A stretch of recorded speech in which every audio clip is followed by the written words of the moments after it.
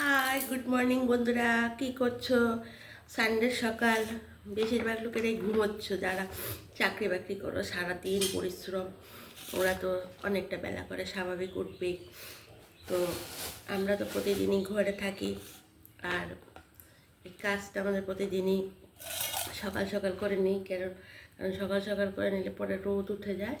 সকালে ঘুম থেকে উঠি, তবে আমিও আজকে একটু দেরি করে উঠেছি। সানডে মানে সবার ছুটি, অতটা তাড়াতাড়ি উঠিনি। আমি ঘুম থেকে আজকে উঠেছি সকাল 6টায় উঠেছি। আজকে অনেক দেরি করে, না তো আমি ঘুম থেকে 3টে সাড়ে 3টায় উঠি, রান্না টান্না করতে হয়। তো আমারও হয়ে গেছে এরকমই। সানডে মানে আমারও ছুটি ছুটি ভাব, যেহেতু একটু দেরি করে উঠি, সেটা আমার আনন্দ লাগে। এই দেখো চিকেন, হ্যাঁ চিকেন ধোয়া ধোয়া হয়নি এখনো, প্রিপারেশনটা দেখাচ্ছি। মাংস করব, আর করবো কি, একটা ডাল তো হবেই কমন। আর যেই গরম পড়েছে, বেশি আজে বাজে করলে খাবে না। মাংসটা কিভাবে করব সেটা এখন ধুতে ধুতে ভাববো। ভাবার পর তখন মাংসটার রান্নাটা তোমাদেরকে তো অবশ্যই দেখাবো, যে রান্নাটা কী হবে। যেহেতু গরম পড়েছে, তো দেখি কীভাবে করি। দই টই দিয়েই করবো।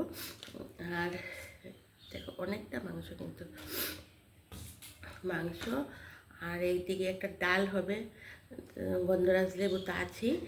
আর সঙ্গে হবে এই যে বড় বড় আলু, বাজার থেকে কালকে সব ফুল আলু, মানে সাইজগুলো খুব ভালো বড় বড়।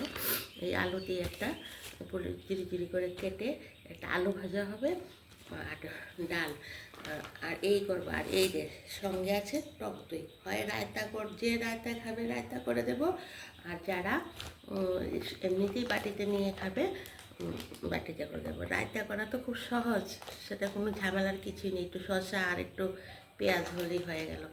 শসা টসা তো সবই আছে, এগুলি একটু শসা টসা সবই আছে। এগুলো শসাগুলো দিয়ে, শসা গাজর সবই আছে। তো যদি রায়তা খায় স্যালাড করব না, আর যদি রায়তা না খায় তাহলে স্যালাড করবো। এখানে গাজরও আছে,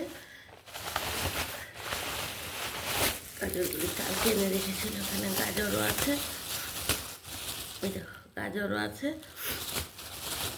আমি স্যালাড করলে গাজর, শসা, পেঁয়াজ, আবার বিটটা আমার ঘরে খেতে চায় না। এই হবে আমার আজকের রান্নার প্রিপারেশন। বন্ধুরা, সিমসাম রান্নার প্রিপারেশন তোমাদের পছন্দ হয়েছে কি? তোমরা অবশ্যই জানাবে। হ্যাঁ, ঘুম থেকে উঠে পুরোটা ভিডিও দেখবে। আর কালকে যা গরম পড়েছে, আর আজকে তো মনে হয় আরও পড়বে, সকাল থেকে এই রোদ।